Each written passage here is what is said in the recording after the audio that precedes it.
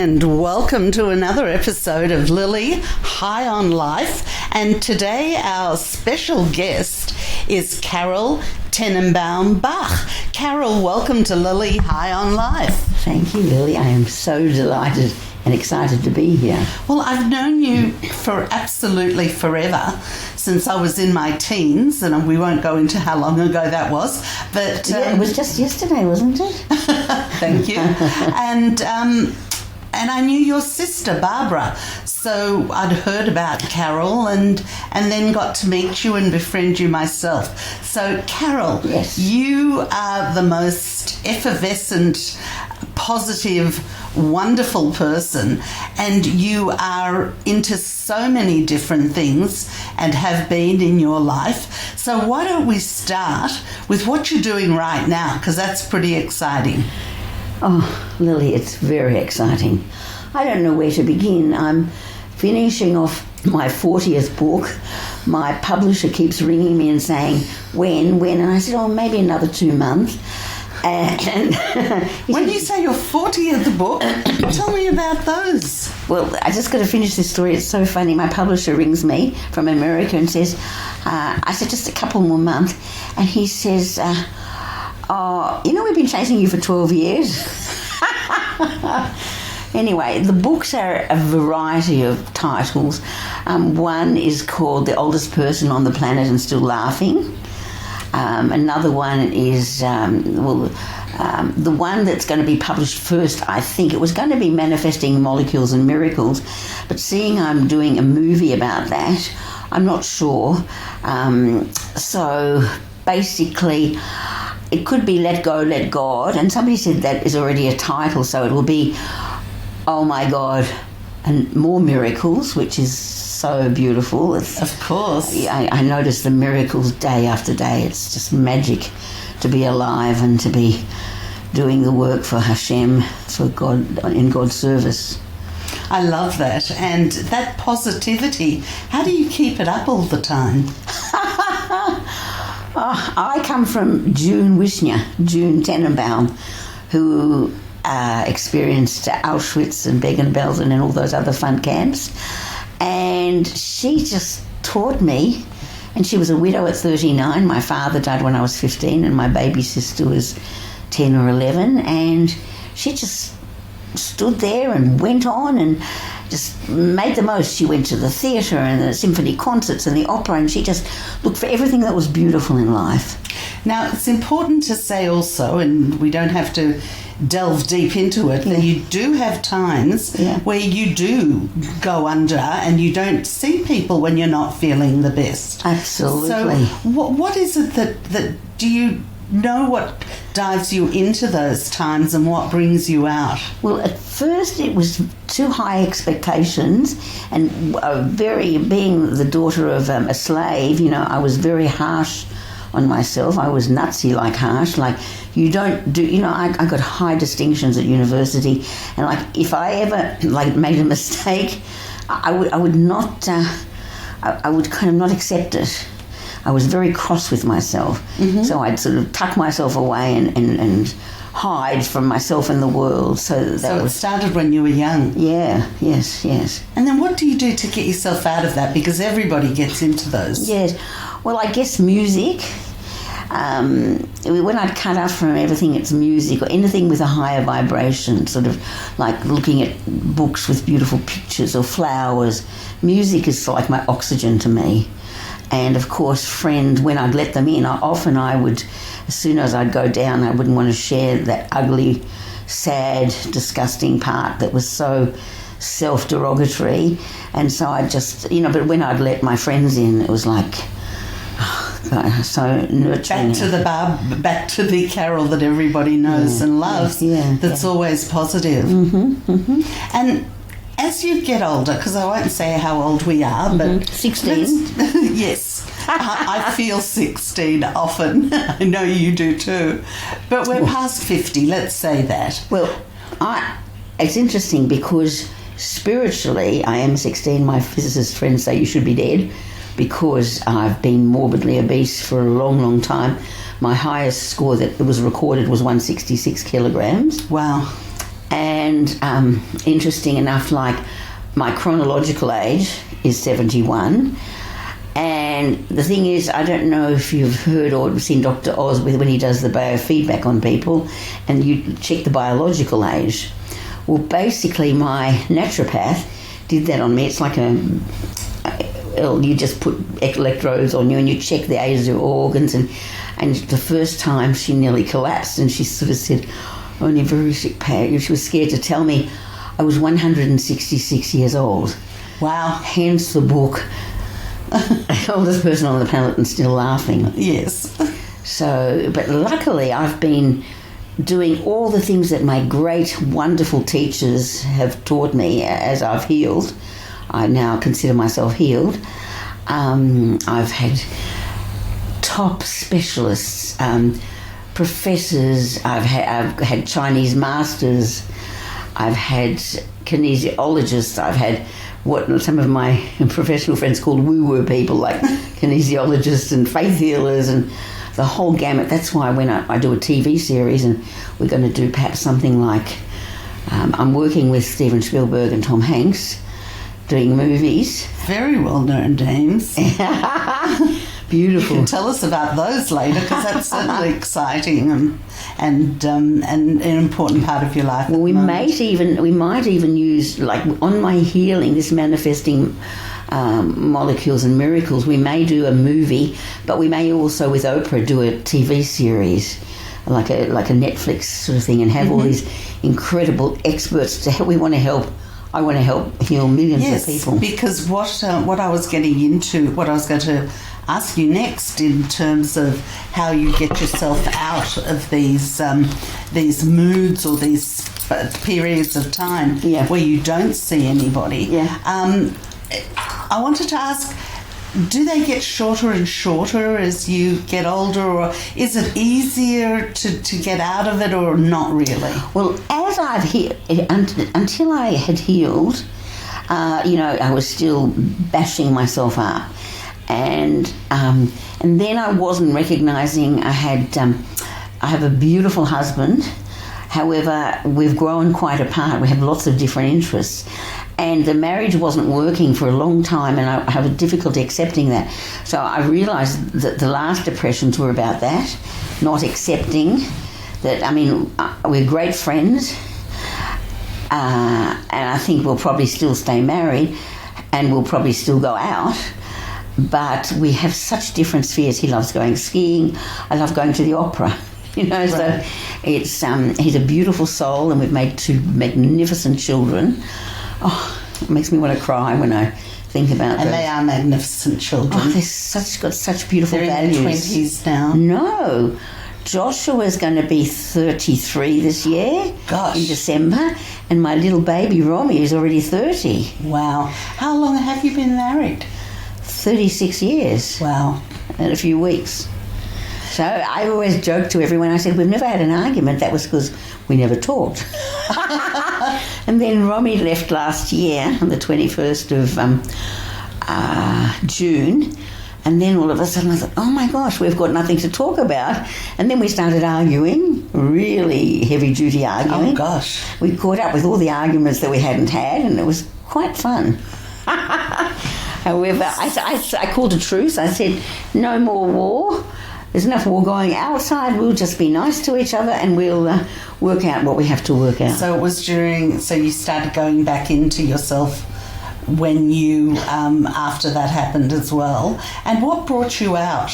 What was it that, just one of your sessions where you weren't seeing anyone? Oh, well, each session was different. First of all, my beautiful girlfriend Tamar, she said something, and that brought me out.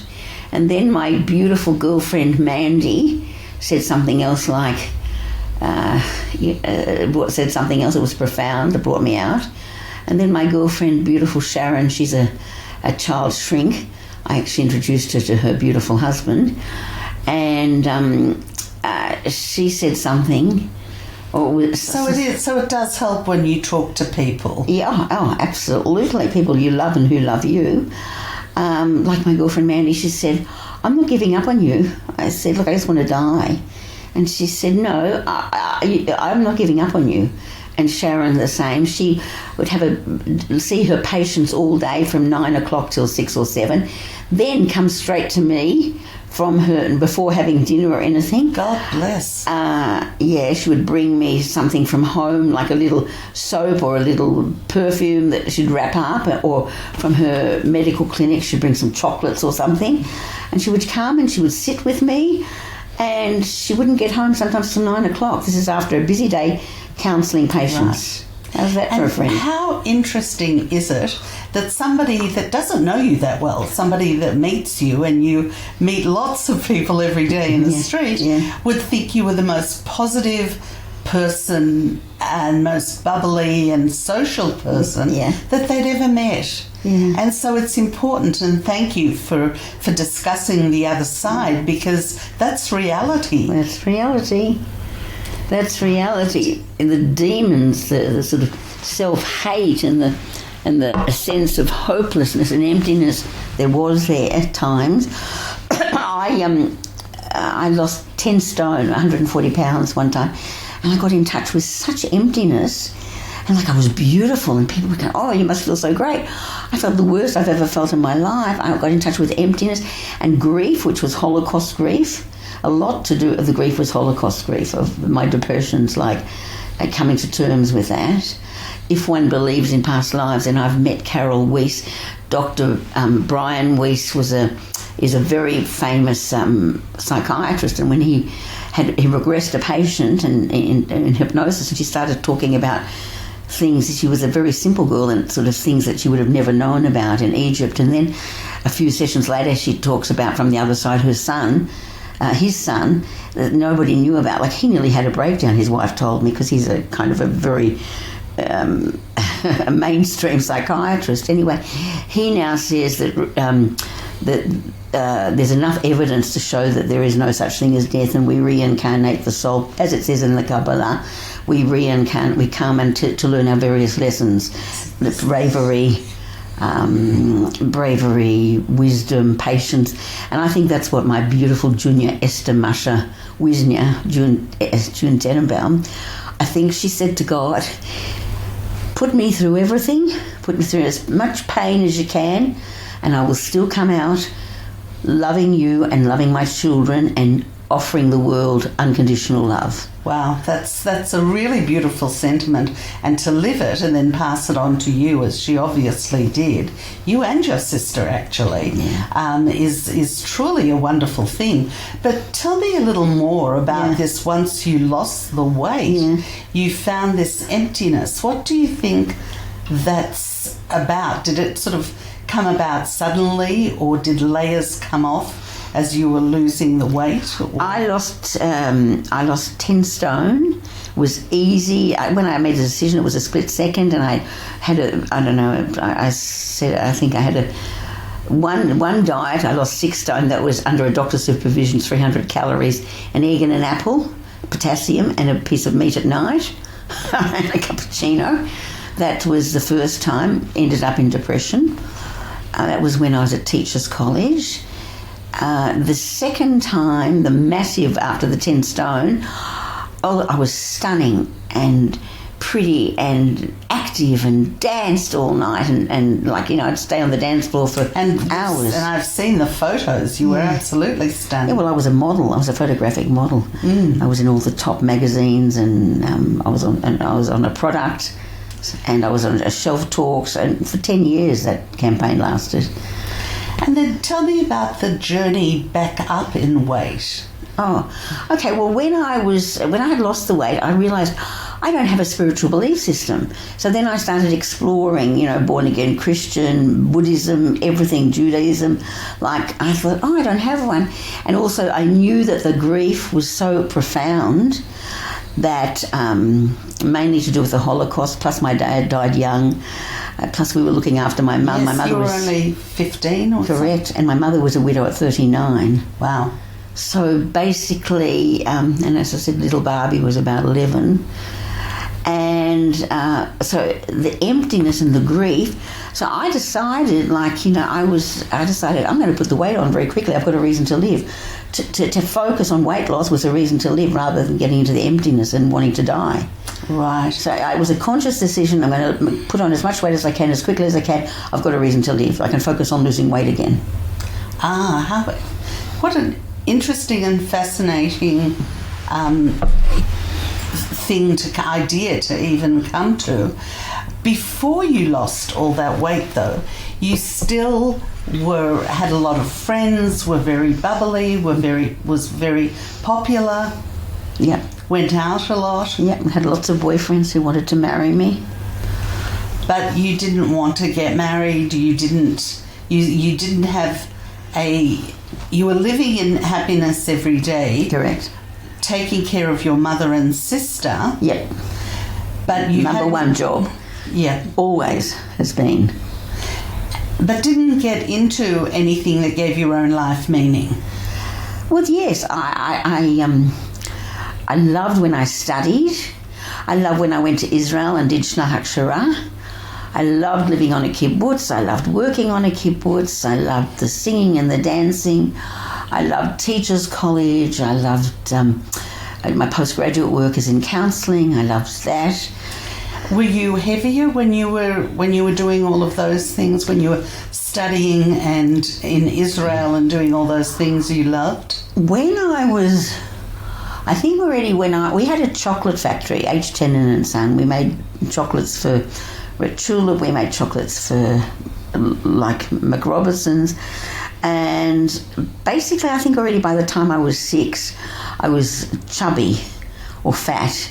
And my mother had an aunt here, Dr. Martha Swift. There's a plaque at the Women's Hospital. She was acknowledged. And she said, "You got to take Carole to a psychiatrist." And I was 6, and I was sitting in a psychiatrist's office, and she was such a horrible lady. She said, "You're such a bad girl. You're giving your parents such difficulties." Oh my God. How's that from my first psychiatric experience? You have to be so lucky with psychiatrists. It's okay to say get therapy, but you got the right therapist. Oh, well, I have seen some amazing people, and my recent experience was unbelievable. I've written a whole movie about that for Stephen and Tom called Insane.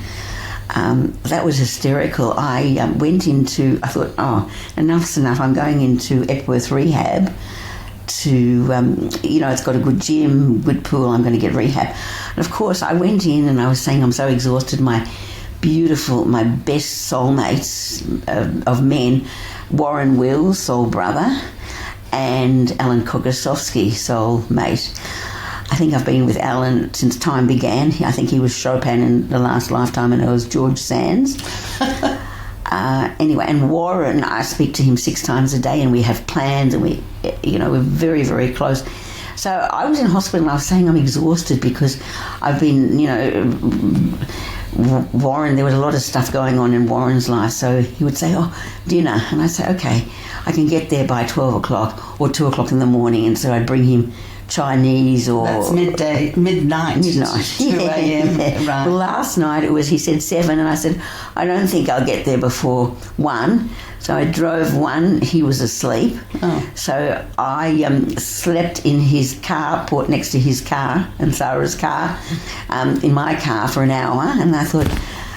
Is that taking care of someone else again, or is that you taking care of you because the relationships nurture you? How do you look at those sort of long, late hours? And well, I don't know. Just what he needs, he gets.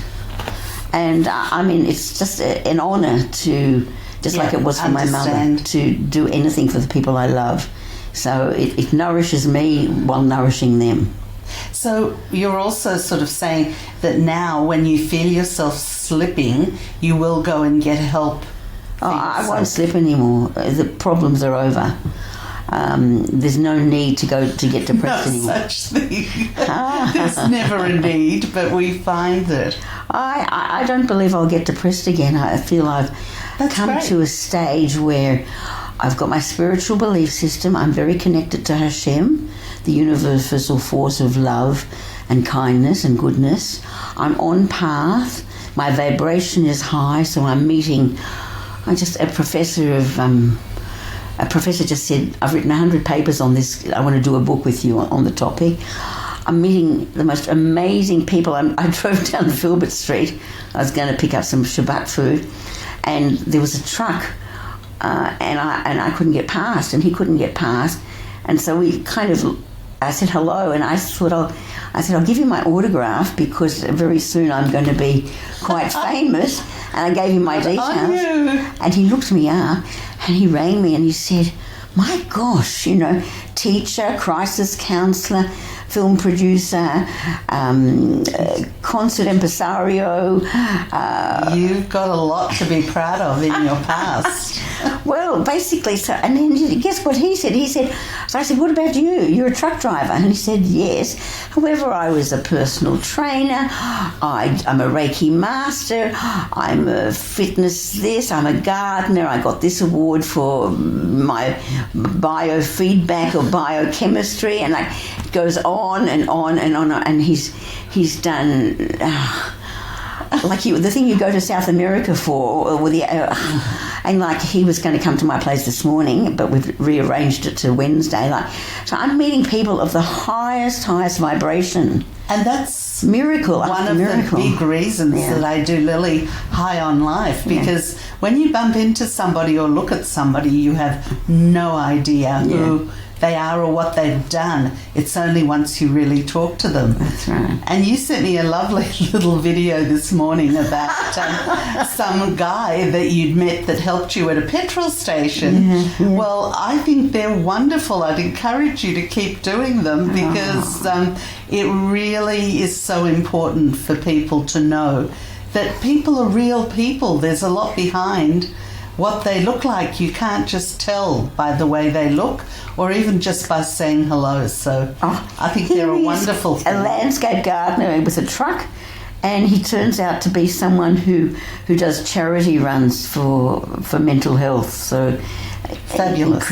He created it himself. Yes. And that's 27-year-old. And they talk about mental health. Mental health is just realizing that everything starts in the mind. That's how I healed from morbid obesity. In fact, I'm healed now.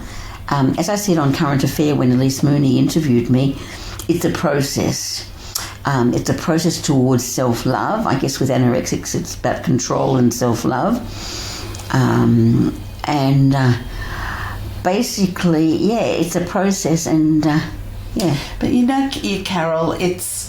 Somebody asked me, I was going through because I'm overweight myself and have been really obese. I still consider myself somewhat obese, but somebody was asking, why do you want to? You have to have a why you want to lose weight. Mm-hmm. And for me, it was when I was slimmer, I could move better. Yeah. Even getting up off a chair is easier when you're not as heavy. Yeah. And yet there's nothing anybody in the world can do or say to help you lose weight until you're ready to lose weight. Absolutely, because there's a hidden agenda which most people don't know. They're fighting against themselves because basically for their own security and survival, they stay fat until they have other techniques.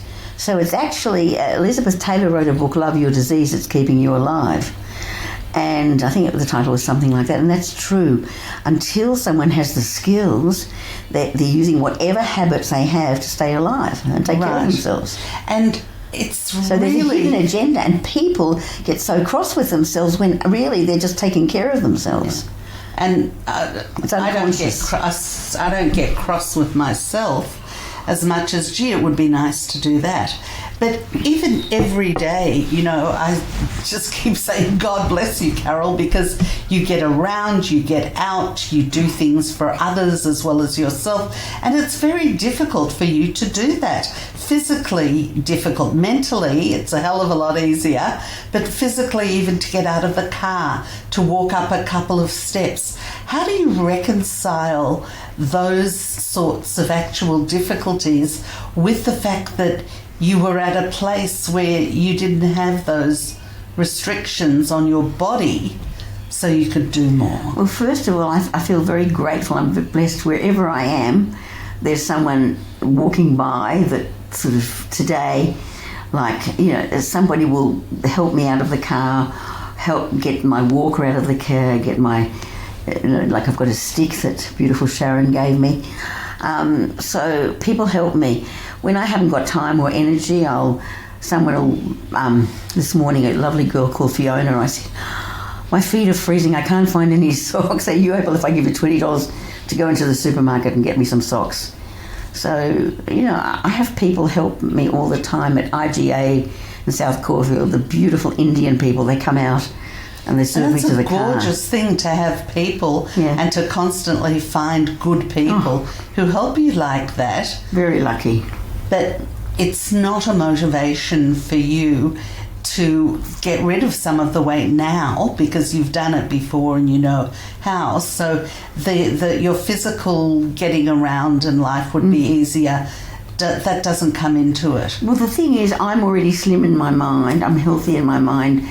We're just waiting for the molecules to reassemble. That may sound weird to people, but I believe that all my life. People told me I was overweight, and I said, but I look good. And I like the way that I looked. And, you know, we've both been through that, you know, the secret and the vision boards and your, because your mind is where it starts. That's right. So on a very real basis, I absolutely get it. We must put in a plug for Barbara Pellegrino for her vision. If people want to go to visionboards.net, you'll find Barbara gives a lot of free information about how to do a vision board, and you can also order her little book that you can carry around with you. You just put it's left and right brain. But people say, and my mother's a huge one for this, she says, you live in a fantasy world, you don't live in reality, you live in a fantasy world. And I say, yes, come join me. I have a lot more fun. If you're not enjoying it, go back to where you were. But let's try it out and feel good. Oh, you know, I love that. And beautiful Dr. Robert Lefkowitz, outstanding physician. And he was, thank God we had him for my mum. Mummy didn't walk, and all of a sudden, so I said, can you take her in and see what's going on? And he did, and he said, the physio says she'll never walk again. And I said, no, I don't think that's right. I think they haven't got it right. And he said, I've done everything in my power, you know, to facilitate whatever, you know. And I said, okay, well, you know, I've never lived in reality. I don't intend to start now. So we'll use some hocus pocus. And we had her walking again. We took her back to Emmy. The physios there said, we think that the carers frightened her so much about falling that's why she didn't walk. And then, of course, when she started walking again, they sent me videos. How fabulous. Yeah. And the truth is that you're doing so much with your life. Yep. At the moment.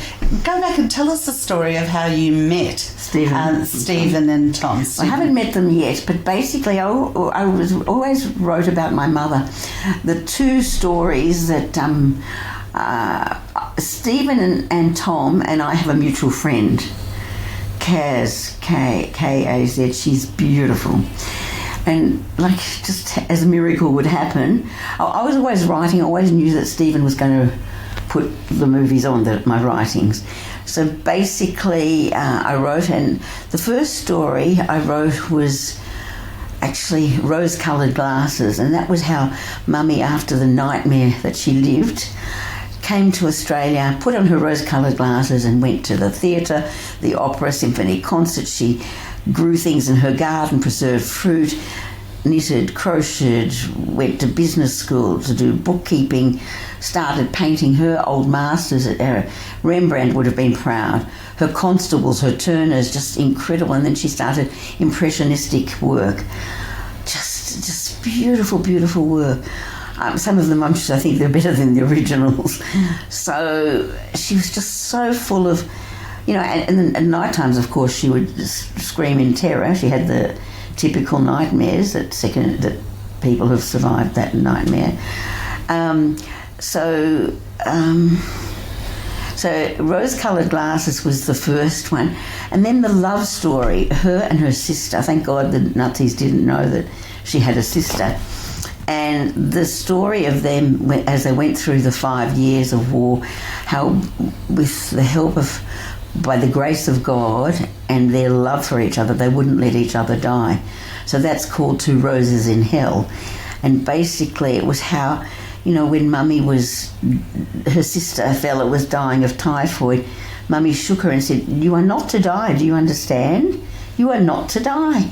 And the same thing when she was dying, there's going to be a beautiful scene, and I'm going to have the music, da da da da da da da da da da. The world is a narrow bridge, and if you have faith, you'll cross over it. Mummy's lying and she's dying of typhoid fever, high fever, and she imagines that she's that there's cookies on the ledge, and she says, "I asked fella, pass me the cookies and a cup of chicken broth," and because she feels she just can't get over the bridge, and then she has the cookies, and then that's what interested Barbara in mind power. That's what got her started in teaching mind power. So Mummy eats the cookies and she drinks the broth, and all of a sudden she's able to cross the bridge. She's able to live. So I'm doing that scene. Right. So basically, I had written these stories, two of my mum. I've written about my story, manifesting, from being a photographic model to morbidly obese to where I am now, and I knew Spielberg was going to handle it. And I said to Warren Wills when I met him, I said, "I want you to do the music." And one night I'm at McDonald's, as I do, like being a writer, I write at crazy hours. And I thought I'll go and have a cup of coffee and something at 5 o'clock in the morning. And it was winter, about 3 or 4 years ago, and some lovely lady walked past, like in a beanie, and and I said, "It would be much better if we had chicken soup." And she said, "Yeah." We started talking about chicken soup, and her mother was in Auschwitz. Her father she was married to a German non-Jew. And I said, we talked about our mothers, and I said, "Yeah, my mother's story I've written." And I said, "Yeah, Mr. Steven Spielberg's going to produce it." And she said, "Oh," she takes out her phone and she says, "Shall I ring him now?" And I said, "What?" This is in McDonald's? Yes, at the car park at 5 a.m. And I said, "What?" And she said, "Yeah, I've worked in Pacific with him. I'm friends with all those guys, with Tom and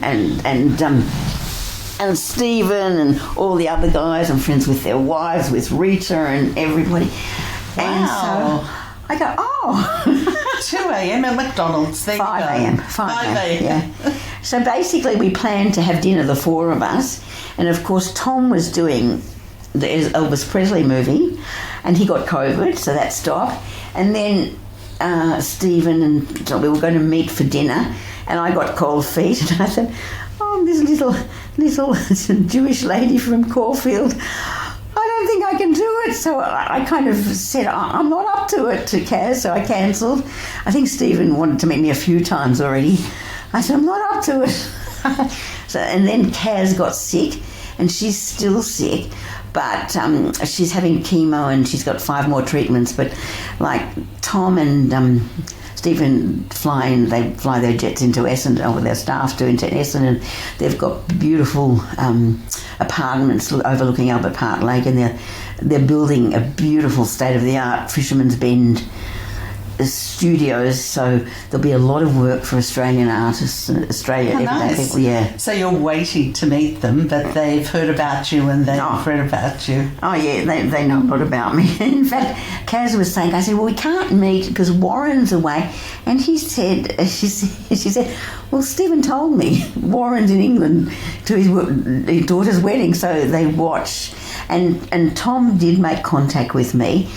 As I was racing off to meet Warren for breakfast, beautiful Warren Wills. Oh, look him up. Look up Genesis to Broadway. I saw that 6 times. Yes. Warren Wills, I feel like I've known all my life as well. Yeah. But he did the most amazing musical creation called Night of Broken Glass, which, as you know, is about Kristallnacht. Yeah. And I thought, who in the world could possibly write a musical? Yeah. And it was on at the Christian University or something. Yeah. So I bought a ticket just to make sure it wasn't some kind of anti-Semitic thing. Yeah. And then met Warren afterwards, and it was instant love at first sight as a friend. Yeah. And we had lunch and we talked for like 3 hours.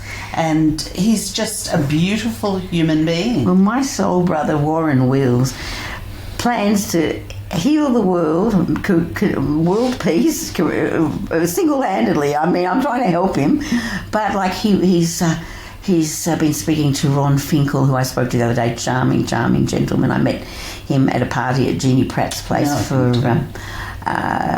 Lady Anna was a dear friend of mine, and she invited me to her book launch, and that's where I met Ron and his late mother, who was gorgeous. And so Ron's helping Warren get the Palestinian-Israeli choir together. Warren's got projects in Singapore and China and everywhere. And as well as these lofty goals, which are all wonderful, on an actual daily basis, he manages to find the time to practice what he preaches. So it is one of the things he started over 10 or 15 years ago out in England, was this diversity theatre choir, where he actually puts normal abled people together with disabled and people with different disabilities and different ages, and he puts them all into a choir that sounds so professional. And he's done that around the world. He's doing it in Australia now. So he's one of those people that actually practices what he preaches and finds ways daily to do that. He is a superhero. But I mustn't forget my other soulmate, Maestro Alan Kogosowski, who absolutely, as he plays, one feels it straight from heaven. Alan Kogosowski, for those that haven't heard of him, is a virtual maestro pianist who, lots of people play the piano, but Alan has played the piano internationally at the highest levels since he was a child, not even a teenager. 11, he was on Ed Sullivan. And even now, when I hear Alan play, it touches something inside that nobody else and nothing else will. That's Him right. playing live is something, if you ever get to experience it, Brunswick, the end of May. must go experience it. Yes, he's got a regular gig now, or I'm not sure. We just take it as, as an event. He would say event at a time. Alan Kogosowski, and worth Googling and going to hear. So Also, Alan was not only Princess Diana's favourite, he was wined and dined by the Queen Mother in the St James Palace. Wow. Yeah, and lots of famous people. He sat with Thatcher. The world's like charming man, and he even got a medal from the Pope for his charity work. Yeah. And he's so humble. If he's doing a concert now, he'll race home before we have dinner, and he'll go and feed his pussycats. That's the love of his life. And he'll garden. That's gorgeous. And then when I ring him, he's like, "I can't talk now, I'm practicing." I say, "What do you mean practicing? The one that you've got a hit on, for 20 years the CD's been out?" He said, "Yeah, but I haven't got it perfect yet." Carole, tell me about these relationships and how they nurture you. Not just Alan and Warren, but all your relationships, because they seem to be relationships are the most important things in life. That's without saying. Food, water, shelter, relationships with people. Talk a little bit about some of the relationships and how those relationships have really nurtured you at times when you've needed them. Okay.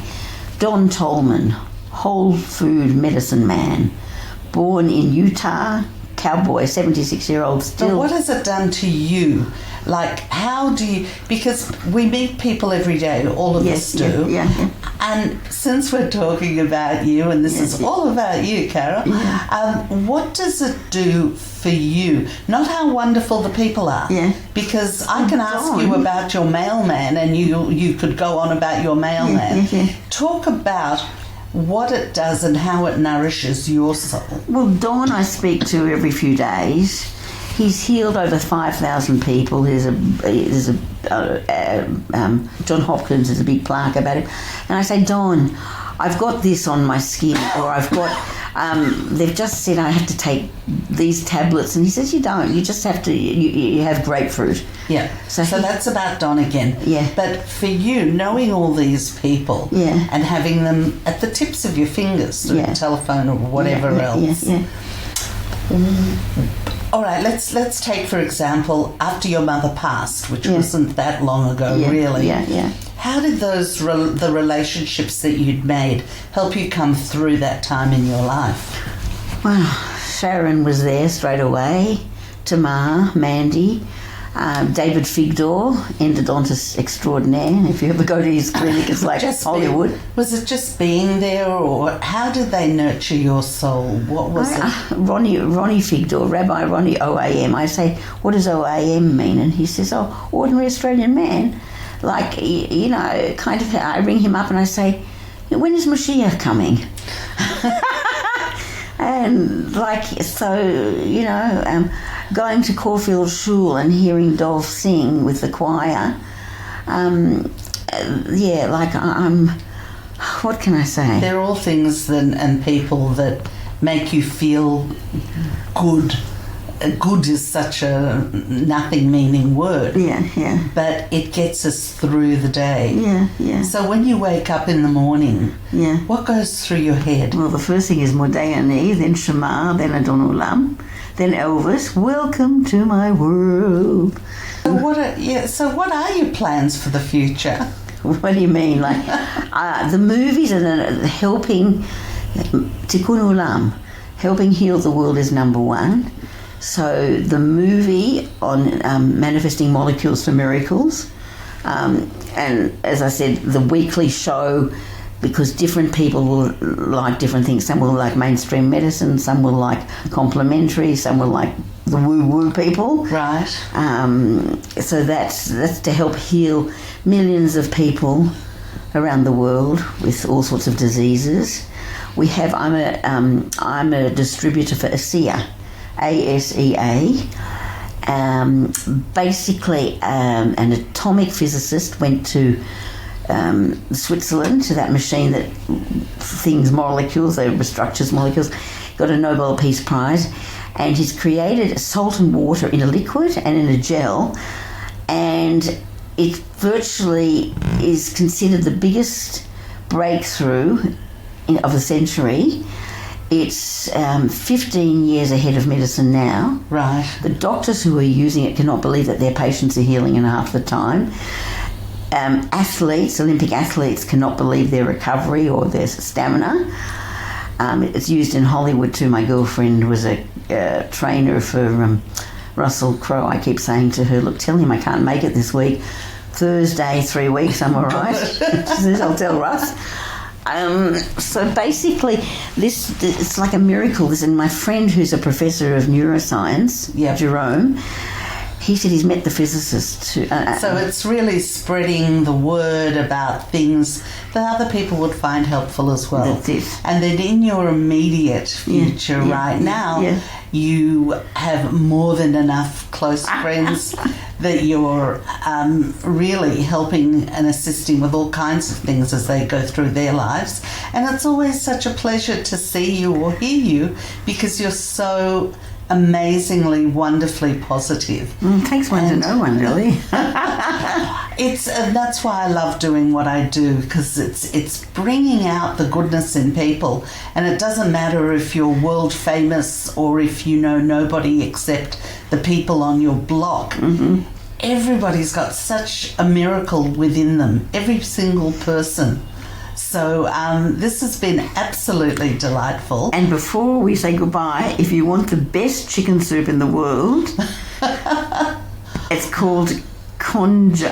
Konjo. On the corn. In Melbourne, Australia, in South Caulfield, on the corner of Hawthorne Road and Glen Huntley Road. That's right, the best chicken soup. A Michelin chef, 3-star, and Dan from Ethiopia. He wears his tzitzis and he prays in the middle of the day. An Orthodox Ethiopian Jew. Divine. Who came from via Israel, from Ethiopia via Israel to Melbourne, Australia. And my latest best friend, so kind, from Israel, then to New Zealand. And when I was in hospital recently, I said, I've got no clothes. And everyone's, Romy's in Sydney and Josh is, no one to help me. He brings me clothes. He goes and opens my door, and then my house, and then wonderful that somebody that you'd only met recently would go out of his way to do something for you, which is just a reflection of you and how wonderful you are. Do you know what? The other night, I came home from hospital, and some family members decided they were going to tidy my house up, all valuable things on the grass. And I said, Roy, I don't know what to do. And he had just started his new job in corporate. Right. He had just eaten. He was there within half an hour, picked everything up and put it under the garage for me. Roy, I love you. And I love you too. Any friend of Carole's is certainly a friend of mine. So God bless, and looking forward to the next lap of your life. Thank you, Lily. It's been a delight.